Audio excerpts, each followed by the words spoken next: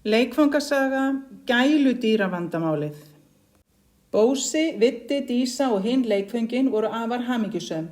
Þau bjuggu hjá Oddnýju, lítilli stúlku sem elskaði að leika sér með þau. Á hverjum einasta degi lentu hún og leikföngin hennar í margvíslegum ævintýrum. En eitt síðdegið kom Oddný ekki heim úr leikskólanum á tilsettum tíma. Hvar hún? Spurði Rex undrandi.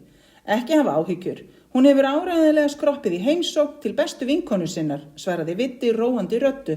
Þær leika sér nú svo oft saman. En fljótlega opnuðust dyrnar með látum og Oddný kom hlaupandi inn. Hún fór beina leið að borðinu sínu og kom einhverju fyrir þar. Hvaða undarlega málmgræja þetta nú? Hvíslaði Bósi að Vidda. Þeir horfðu á Oddnýju losa litla krækju og opna græjuna sem að leit út eins og búr. Og svo hringsnerist hún herbergið með litla loðna veru í fanginu. Oddný hafði komið heim með litla glaðværa gæludýrið úr leikskólanum. Þetta var hamstur sem hét Halli. Oddný knúsaði litla dýrið og hljóp svo með það út úr herberginu. Nú hættir hún að leika sér með okkur, kveinaði Rex. Við erum ekki svona krútleg og loðin. Ja, tali nú hver fyrir sig, svaraði Slingur. Hei, slakiði á, sagði Bósi hugreistandi. Oddný fékk gæludýr, en við erum áfram leikföngin hennar. Kvöldið leit Oddný ekki við leikföngunum sínum. Hún lék sér bara við Halla hamstur. Hún sett hann í hamstrahjólið og bauð honum upp á te. Og hún kyssti hann meira að segja góða nótt. Þegar Oddný fór í leikskólan næsta dag ákváðu leikföngin að þau yrðu að taka til sinna ráða svo hún myndi leika sér með þau þegar hún kæmi heim. Ég ætla að ræða aðeins við litla loðna gæjan, sagði Viddi. Hann rjátlaði við læsinguna á búrinu hans Halla. Viddi, kannski við ættum að hafa búrið læst, sagði Bósi í viðvörunar tón. En Viddi opnaði dyrnar á búrinu. Og hamsturinn þaut út, stökk niður á gólf og út úr herberginu. Viddi, hvernig datt þér í hug að hleypa honum út, hrópaði Dísa. Ég gerði þetta ekki viljandi, svaraði Viddi vesaldarlega. Oddný elskar gæludýri sitt, sagði Bósi. Við verðum að fara og finna hamsturinn áður en hún kemur heim. Saman skunduðu leikföngin út úr herberginu og fram á gang. Allt í einu kíkti lítill loðinn haus á þau frá dyragættinni. Þarna hann, hrópaði Bósi og benti. Halli skoppaði í burtu. Og leitin heldur áfram, sagði herra Kartöfluhaus. Kannski ættu að skipta liði, stakk Viddi upp á. Hammi og Broddi kíktu inn í þvottahúsið. Það var sokkur og hreyfingu í óhrunatauskörfunni. Þeir klifruðu upp til þess að sjá betur. Allt í einu hnerraði Hammi gríðarlega hátt og hvellt.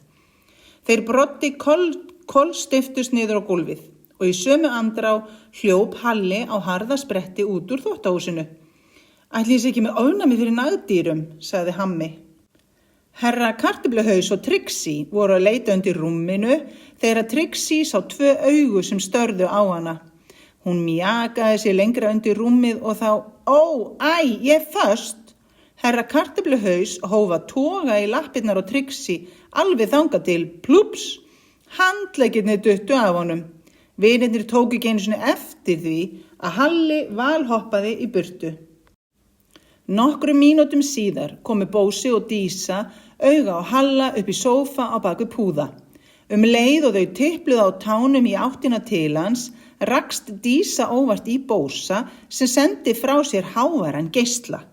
Ringlaður hamsturinn hoppaði ofan af sófanum og hljóp af stað aftur. Leikföngin söfnuðust nú saman í eldhúsinu. Þar hittu þau trúðinn Gletti og spurðu hvort hann hefði rekið augun í gæludýrið. Það lítill loðinn og fremur kringluleitur hamstur, spurði Glettir. Já, heldur betur, svaraði herra Kartöfluhaus. Nei, ég hef ekki séð hann, sagði Glettir. Í sömu mund heyrðu leikföngin hávaða úr einum skápnum.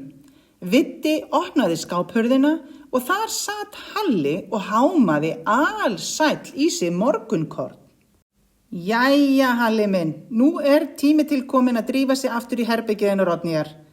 en hamsturinn hélt ótrauður áfram að gúffa í sig morgunkorni.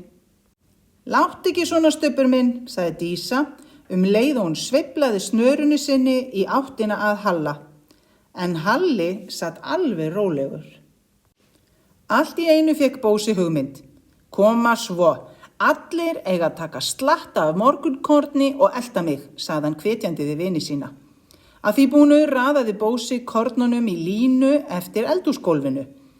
Hann var að búa til slóð. Hinn leikföngin gerðu alveg eins og hann. Þegar hamsturinn sá kornin á eldhúsgólfinu, klifraði hann niður úr eldhússkápnum og fylgdi slóðinni yfir eldhúsgólfið og eftir ganginum. Fyrir næsta horn og alveg inn í herbergið hennar Oddnýjar og alla leið inn í búrið. Leikföngin hrópuðu upp yfir sig af gleði. Þau kættust yfir að hafa komið Halla aftur í búrið, jafnvel þótt að það þýddi að Oddný myndi ekki hafa tíma til þess að leika við þau. Allt í einu heyrðu leikföngin bílhurð skellast aftur. Oddný að koma heim, hrópuðu þau. Öll komu þau sér fyrir á sínum stað leið og Oddný kom þjótandi inn í herbergið og staðnæmdist fyrir fram á búrið. Hæ, Halli, ertu tilbúin að hitta nýju vini þína, spurði hún. Leikföngin urðu steinhissa þegar Oddný kynntu þau fyrir litla hamstrinum. Við ætlum að leika okkur öll saman á hverjum degi, sagði hún og brosti út að eyrum. Leikföngin urðu mjög sátt við þetta fyrirkomulag og fyrr en varði voru þau öll farin að elska Halla jafn mikið og Oddnýju. Mér finnst miklu skemmtilegra að leika þegar Halli með okkur, sagði Viddi við Bósa.